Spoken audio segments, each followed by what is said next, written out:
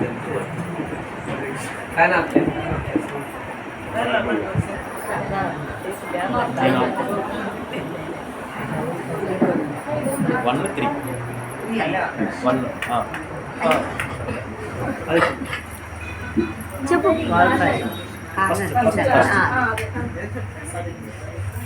నమో విష్ణుపాదాయ కృష్ణప్రష్టాయ శ్రీమతే భక్తి వేదాంత స్వామి నామి నమస్తే సారస్వతే దేవే గౌరవాణి ప్రచారి నిర్విశేష శూన్యవాది పాశ్చాత్య.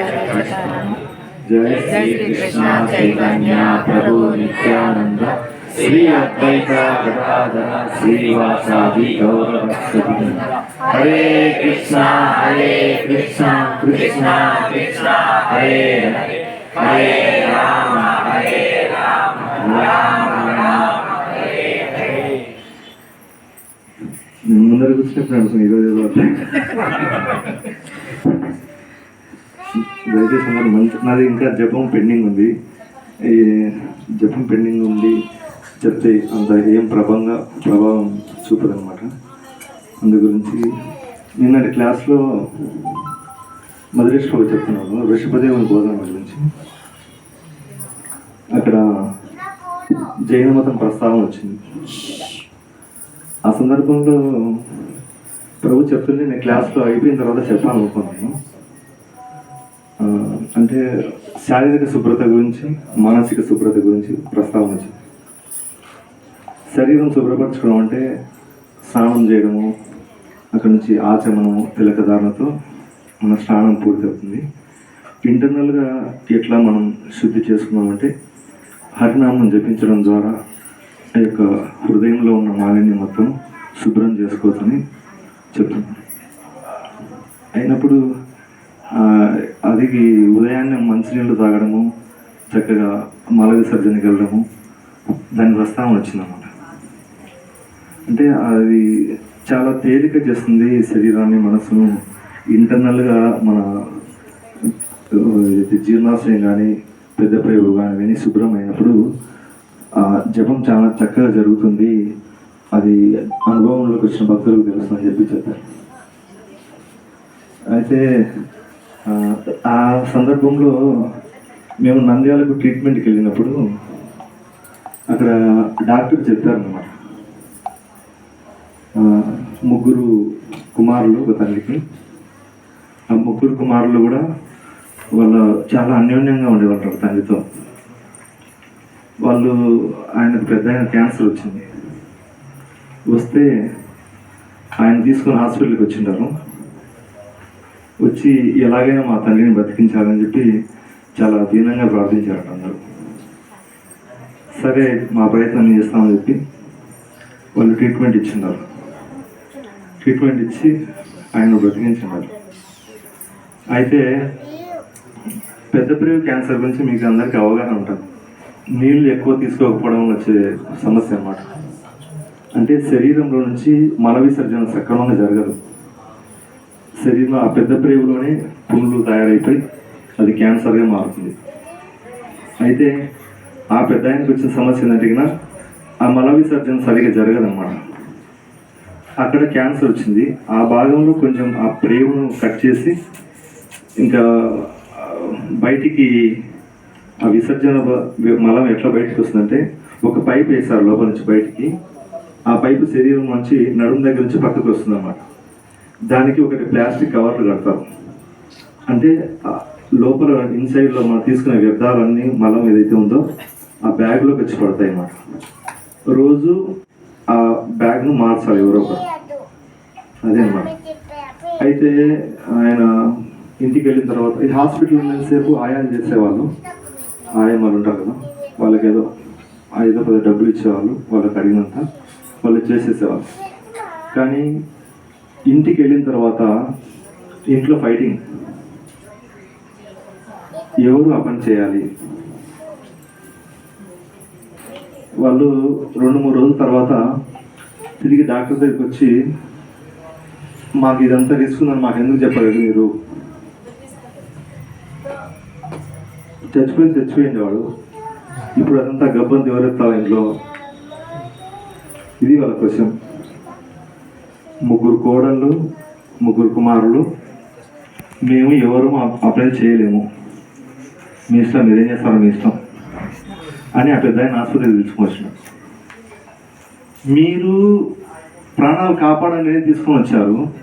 మా ప్రయత్నం మేము చేసి ప్రాణాలు కాపాడుతాము, ఆ చిన్న చిన్న సేవలు మీరు చేయలేకుంటే ఎట్లా అని ఆ డాక్టర్ వాళ్ళ కౌన్సిలింగ్ చేశారు. చేసినప్పటికీ ససేమియర్ అన్నారు, మేము ఎవరు చేస్తారు, మేము మా డ్యూటీలు మాకు ఎక్కువ ఉన్నాయి, ఆ కార్యక్రమం ఎవరు చేయాలి అని చెప్పి వాళ్ళు ఇంకా ఒప్పుకోలేదు. మీరు ఏదో ఒకటి చేయాల్సింది హాస్పిటల్లోనే అని చెప్పారు. ఏం చేసినా కూడా ఆయన చనిపోతాడు అని చెప్పేసి చెప్పారంట. మళ్ళీ హాస్పిటల్ హెడ్ డాక్టర్ వచ్చి వాళ్ళకు చాలా కౌన్సిలింగ్ చేసి, ఎవరినైనా ఆయాను అట్లా పెట్టుకోండి, ఇట్లా ఇది మంచిది కాదు, ఇట్లా హాస్పిటల్కు మీరు ప్రాణాపాయ స్థితిలో తీసుకొని వచ్చారు, మేము 4 నెలలు కష్టపడి ట్రీట్మెంట్ చేసి ఆయన బతికించున్నాము, ఇప్పుడు మీరు ఇట్లా మా మీద నిందించడం సరికాదు అని చెప్పి చెప్పారు. అది ఒక వర్షన్ అయితే నాకు ఎందుకు గుర్తొచ్చిందంటే, నేను మా కౌన్సిలింగ్ చేశారన్నమాట ట్రీట్మెంట్కి వెళ్ళినప్పుడు. ఇదంతా మాకు ఎందుకు చెప్తారంటే, బయట పరిస్థితి ఇలా ఉంది, ఇట్లా వచ్చిన కేసులు, మనకి చాలా ధనం ఉండొచ్చు, బాగా ప్రేమించే వాళ్ళు ఉండొచ్చు, వందిమాగదులంతా ఉండొచ్చు, రిలేషన్ ఉండొచ్చు, అధికారం ఉండొచ్చు, కానీ మీరు ధనం ఖర్చు పెట్టచ్చు, అన్నీ ఓకే, కానీ మీ నొప్పిని మీరే అనుభవించాలి, మీ శారీరక సౌకర్యాన్ని మీరే భరించాలి. ఎవరు నీ డబ్బు కానీ, నీ స్నేహితులు కానీ, నీ అధికారం కానీ, నీ చుట్టూ ఉన్న వాళ్ళు కానీ ఎవరు భరించరు. అంటే నాకు అనిపించింది, అంటే ఎక్కువ ధనం ఉన్నప్పుడు చాలా సమస్యలు మనకు పరిష్కరించుకోవచ్చు, ధన సంపాదన వల్ల చాలా సమస్యల నుంచి మనం తేలిక గట్టెక్కచ్చు అని అనిపిస్తుంది. కానీ వాళ్ళకు ధనానికి ఏం కొరత లేదు, ఆయన మంచి స్థానంలో ఉన్నాడు, వాళ్ళ పిల్లలు మంచి స్థానంలో ఉన్నాడు, అయినప్పటికీ శారీరక అసౌకర్యాలను భరించే స్థితిలో లేరు, ఆయన చూసుకునే స్థితిలో ఎవరు లేరు. కలియుగంలో ఇలాంటివి సర్వసాధారణం కాబోతున్నాయి.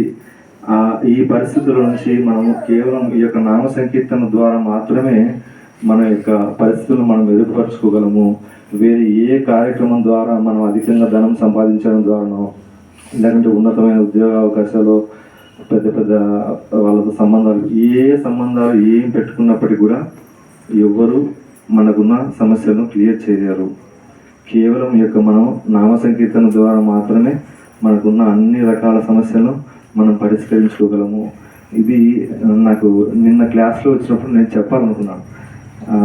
క్లాస్ కంక్లూజన్లో మళ్ళా ప్రస్తావన వచ్చినప్పుడు ఎవరైనా బయట వాళ్ళకి విడ్డూరంగా అనిపిస్తారు, ఏంది భాగవతం క్లాస్లో ఉంది, వీళ్ళు పదే 2-3 అడిగారు ఈ మధ్యన. ఇస్కాన్లకు పోతే ఉదయం నుంచి సాయంత్రం ఎప్పుడు మైథునము ఇదే మాట్లాడుతుంటారు, ఏంది పరిస్థితి అంటే దాని గురించే కదా మన జీవితం అంతా ఉండేది.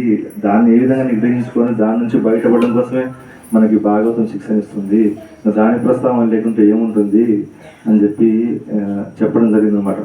ఎందుకు ఇవి ప్రస్తావనకు వచ్చిందంటే, మీకు అందరికీ తెలిసే ఉంటుంది, సోక్రటీస్ గురించి మీరు వింటారు. అంటే తత్వం అంటే మొట్టమొదట ఎవరికైనా గుర్తొచ్చే వ్యక్తి సోక్రటీస్, అరిస్టాటిల్, ప్లేటో, వీళ్ళందరూ ప్రపంచంలో పెద్ద పెద్ద తత్వవేత్తలు అన్నమాట.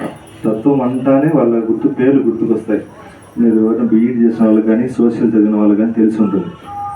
అటువంటి సోక్రటీసు ఎంత మేధావి అయినా ఆ రోజుల్లోనే అంత ప్రజ్ఞావంతుడు. ఆయన చెప్పాడు, ఆయనకి జ్ఞానానికి ఏం కొదవలేదు, తత్వానికి ఏం కొదవలేదు, నేను నా భార్యతో ఎట్లా సంసారం చేయాలో నాకు అర్థం కావట్లేదు, ఇది ఆయన సమస్య. మరి ఆయన సబ్జెక్టు దండిగా ఉంది కదా అంటే, కేవలం ఆయన భార్యతో ఎట్లా సంసారం చేయాలో నాకు అర్థం కావట్లేదు, ఆమెను ఎట్లా మెప్పించాలో నాకు అర్థం కావట్లేదు, ఏంది నా పరిస్థితి, ఈ సబ్జెక్టు దీన్ని నాకే పనికి రాకుంటే వేరే వాళ్ళకి ఏం పనికి వస్తుంది. ఎంత విసిగి వేసారిపోయినా అంటే ఆయన భౌతికమైన జీవితంలో ఆయనకు ఏదో ఒక కారణం చేత మరణశిక్ష విధించున్నారు. మరణశిక్ష విధించినప్పుడు జైల్లో పెట్టి ఉన్నారు. చివరిగా ఆ భార్య చూడడానికి వస్తుంది, నాకు వీలైతే ఇప్పుడే మరణం అమలు చేయండి, కానీ నేను ఆమె మాత్రం చూడలేను. ఇది యథార్థంగా జరిగిన సంఘటన. నాకు వీలైతే ఇప్పుడే మరణం అమలు చేయండి, కానీ